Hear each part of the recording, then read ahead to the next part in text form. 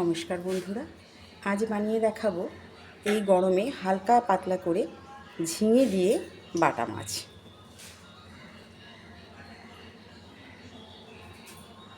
কড়াইতে তেল দিয়ে দিয়েছি, তেল গরম হয়ে গেছে। নুন হলুদ দিয়ে মাখিয়ে রাখা বাটা মাছগুলোকে আমি এবারে ভেজে নেব।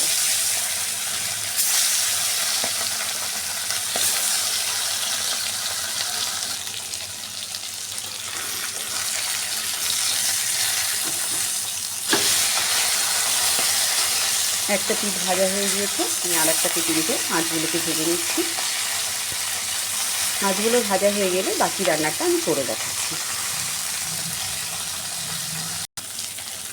মাছগুলো ভাজা হয়ে গেছে, এবার আমি তুলে নিচ্ছি।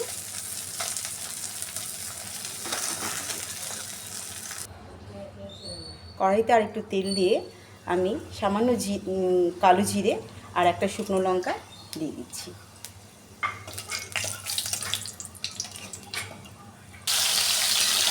ঝিঙে আর আলুটাকে আমি তেলে দিয়ে দিলাম, দিয়ে ভালো করে ভেজে নেব।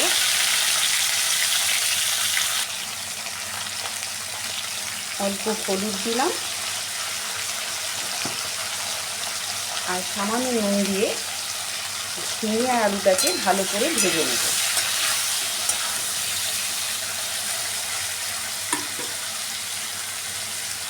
সাথে দেব 4টে কাঁচা লঙ্কা।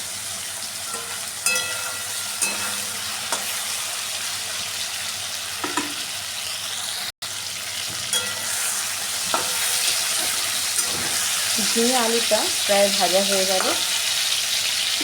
এরকম অবস্থায় আমি 1 চামচ ধনের গুঁড়ো, 1 চামচ জিরের গুঁড়ো আর 1/2 চামচ হলুদ গুঁড়ো জলে ভিজিয়ে রেখেছিলাম, সেই মশলাটাকে আমি দিয়ে দিচ্ছি। দিয়ে ভালো করে কষিয়ে নেব। আদা, রসুন, পেঁয়াজ কোনো কিন্তু কিচ্ছু দিইনি, শুধু 1 চামচ ধনের গুঁড়ো, 1 চামচ জিরের গুঁড়ো আর 1/2 চামচের মতন হলুদ গুঁড়ো দিয়ে দিলাম। স্বাদ মতন লবণ।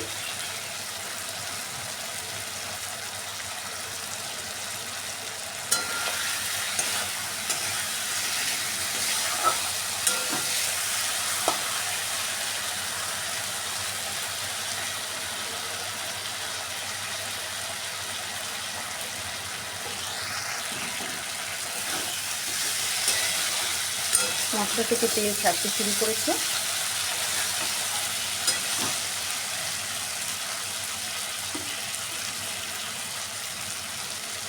এবার আমি দিয়ে দেব পরিমাপ মতন জল।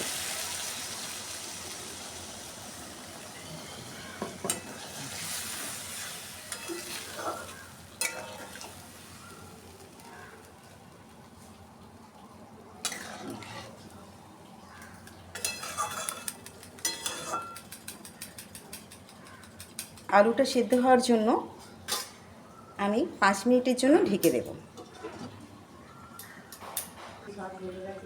5 মিনিট হয়ে গেছে, আমি একটু তুলে দেখি আলু আর সবজিটা নরম হলো কি না। হ্যাঁ, আলু নরম হয়ে গেছে। এবার আমি দিয়ে দেব ভেজে রাখা মাছগুলো।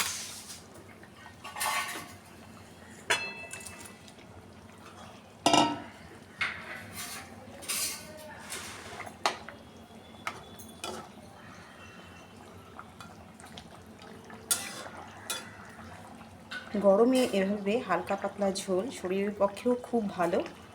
আর এই ঝিঙে আলু দিয়ে রান্না করে দেখবেন একবার, যে ভীষণ ভালো টেস্ট হয়।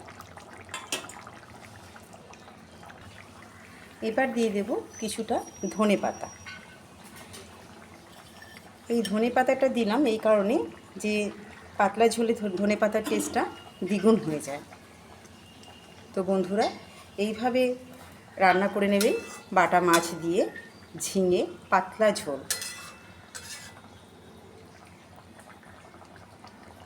আমার চ্যানেলটি ভালো লাগলে সাবস্ক্রাইব করবেন, লাইক করবেন, কমেন্ট করতে ভুলবেন না। ভালো থাকবেন।